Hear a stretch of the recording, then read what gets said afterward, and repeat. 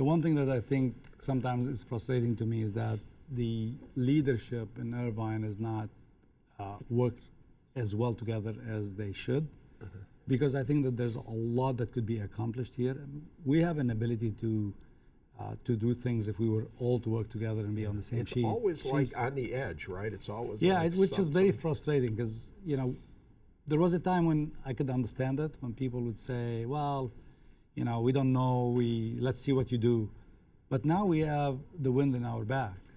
And we have an ability to do things that will truly change the area. Can you give an example of something? I mean, look, we have a train station right now, and we've been talking about the fact that you can actually take that whole area around the train station, which includes the county land, the Irvine company, our land, and create a place that becomes the hub for technology companies, for lifestyle, for a lot of things that young generation wants to be part of. If you hear the young generation, they all tell you the same thing. We love Orange County, we want to live here, but it's too boring. Or it's too expensive. So what we're doing right now is we're trying to build a product that starts at sub $500,000. So we can say to somebody who's 27 years old, you can buy over here, and you can live in this community for all your life. You will just move to a bigger home or different home as you need it. And we're trying to create the lifestyle around it, whether it's music, entertainment, sports, cafes. Now we're doing it. I have a huge focus right now on healthcare and wellness, and you're gonna see that we're gonna incorporate that in our communities. We're trying to create communities that mimic great cities and tell the young generation and our generation that wants to live in that lifestyle as they become empty nesters, this is the place you want to be in, and we can get you at the price point. You can put your kids, when you have them, in the K through 8, and they will stay with the same friends for life. The biggest issue I think we have in this country, which is different than how I grew up with Rick, is that I grew up in a place where you make friends for life, generational, because you live in the same place, your friends go to the same school for all through your life. And here, we are in a transient society. And what we're trying to do is create a place where people actually make friends, create relationships that go for 2, 3, 4, 5 decades. And that's what we're trying to do.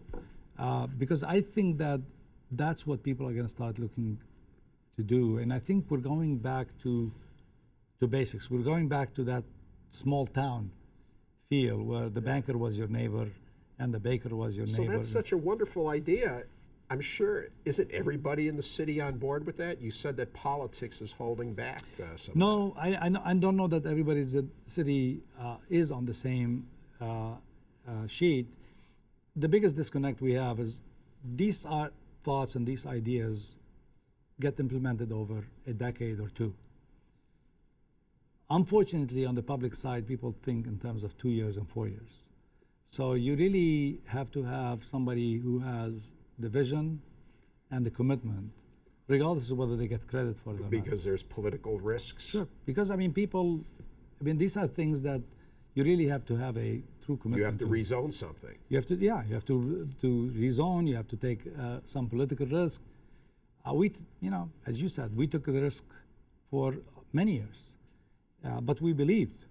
And we took the risk because we believed, and we will not give up because we believe. Yeah.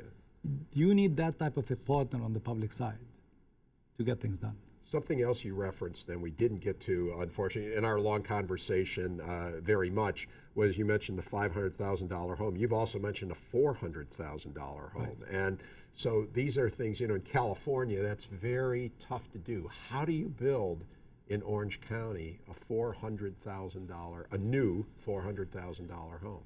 Well, look, you do it with innovation of construction, and we're building a home that's 700 square feet. That's a 1-bedroom that actually has an ability to potentially flex into 3 bedrooms by moving walls around. But what we are able to do is to say, maybe I don't make that much money on the 700 square foot home or the 400,000. But it's very important for the overall value of the community to rise. Sometimes you just have to look at the totality of the puzzle, not at the one piece in the puzzle. And that's what we do. A lot of the commercial stuff that we do, we're going to be doing, and you're going to be seeing it. On a standalone, might not be the most profitable. There might be another alternative that might make more money. But if we do it and it fits well within the overall puzzle, then the value of the whole community goes up. And that's what we believe in. So you might not make money on, or might make as much money.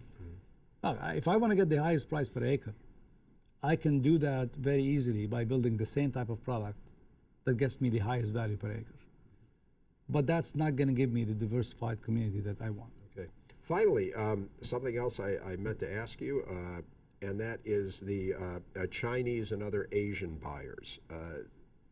Are they driving the market? Well, they're driving a big part of the market, but I think that there is a little bit of a misunderstanding of what really is going on.